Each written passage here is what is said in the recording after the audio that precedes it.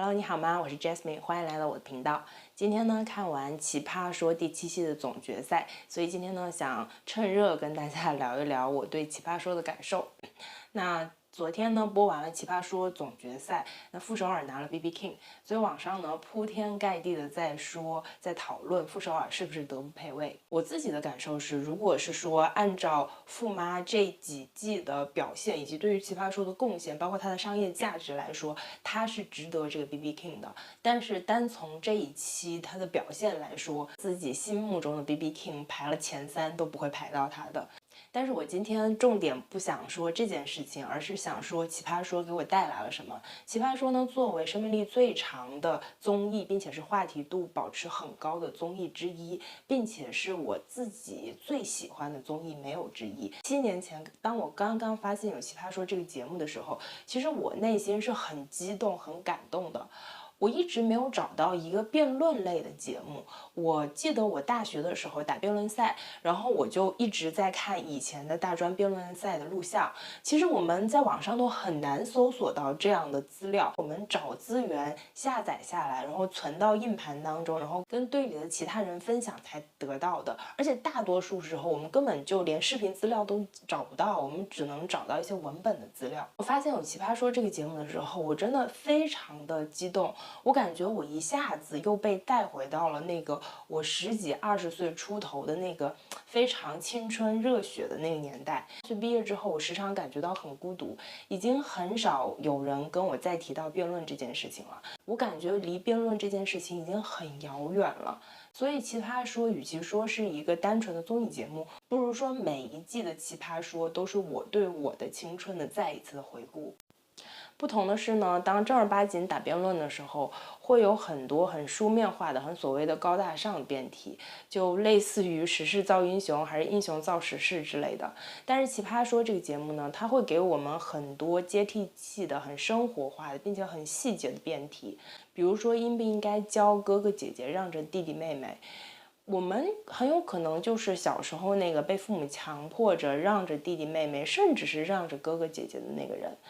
我们长大之后，很有可能就是那个2个孩子的妈妈，就面临着应不应该教老大让着老二这样的一个困局。还有比如说如果老板明显不喜欢我，应不应该提出辞职？或者是同事在厕所讲我的坏话，我应不应该出来？这些非常生活化的辩题，但却是我们很多年轻人可能就正在面对的一些问题。很有可能你就是那个职场小白，那个受着欺负、受着歧视，并且内心非常敏感的人。那这样的一些辩题会让你觉得很温暖，会让你觉得受到了鼓舞、有共鸣。其实我们很多人呢，很多时候在生活中是活得很孤独的，并不是说在物理的没有人在你身边，没有朋友，没有人陪伴，而是心灵上的。你有很多经历是别人不曾经历过的，你有很多想法可能是别人不可以理解的，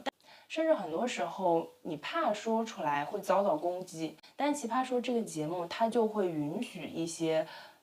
很违背常理的观点出现。一旦会告诉你说，在子女对父母的爱是可以培养的，那子女对父母的恨也是可以培养的。蔡康永也会说出一些实话，他有一段话是这样的：生命中的有一些事情是不可以规避掉的。那如果老师就是不喜欢你，你要不要转学？如果爸爸妈妈就是不喜欢自己的孩子，那这个孩子要怎么办？这些东西都是我在我的成长过程当中真真实实的遇到过的问题，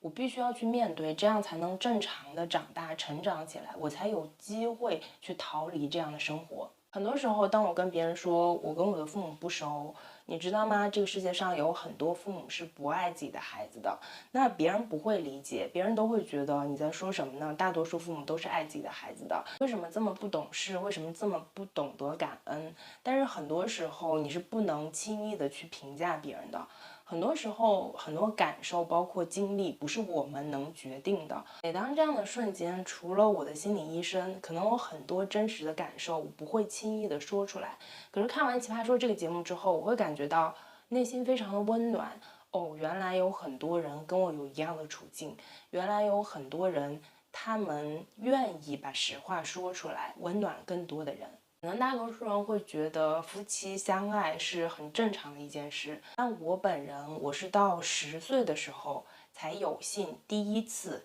见到一对相爱的夫妻。在此之前，我真的没有见过任何一对相爱的夫妻。我认为夫妻之间都是互相讨厌的，都是互相打架的。我们家可能算少有的平和一点的家庭了。记得马东在节目中说过一段话，奇葩说的很多辩题是生活中的很多细枝末节，也有很多辩题看起来是很多人不愿意去讨论的，或者觉得很无聊的。他说，如果你对奇葩说上的很多辩题都没有办法产生共鸣的话，那么恭喜你，可能你正在过着很幸福的一生。我前段时间呢，集中看了很多易立竞的专访，然后我就看到了一期易立竞采访马薇薇的。看完那期节目之后呢，我自己发了很久的呆。